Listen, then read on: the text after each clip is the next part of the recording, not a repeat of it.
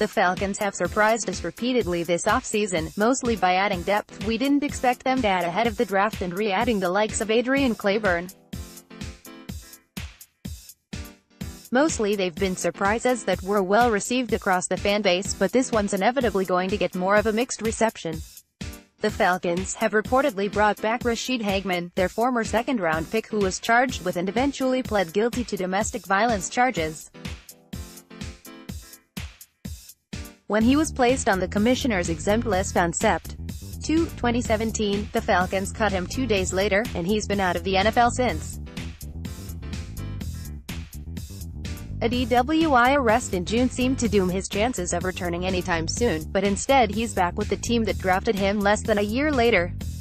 Congrats to former Minneapolis Washburn HSN.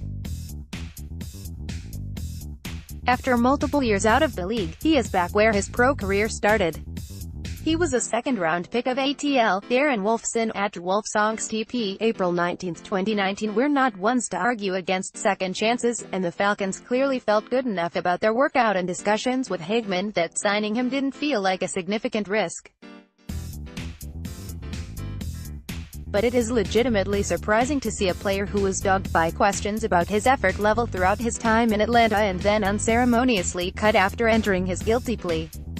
Return to the same team, especially when that team has Grady Jarrett, Jack Crawford, Tyler Davison, Deidrin Senat, and a host of roster hopefuls already hanging around at defensive tackle.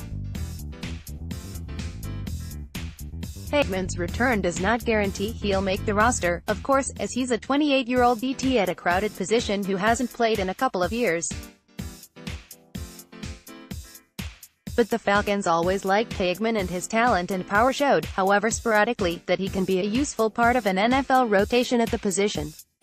He'll push hard for a spot this summer, and if it doesn't work out, the Falcons have done him the solid of giving him a cup of coffee so that other teams may be willing to do the same.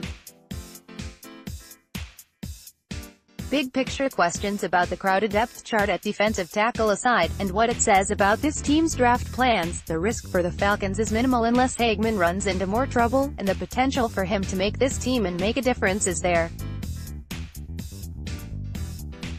Even if it's a bit surprising for the team to go this route, we'll hope it ends up being a story with a happy ending.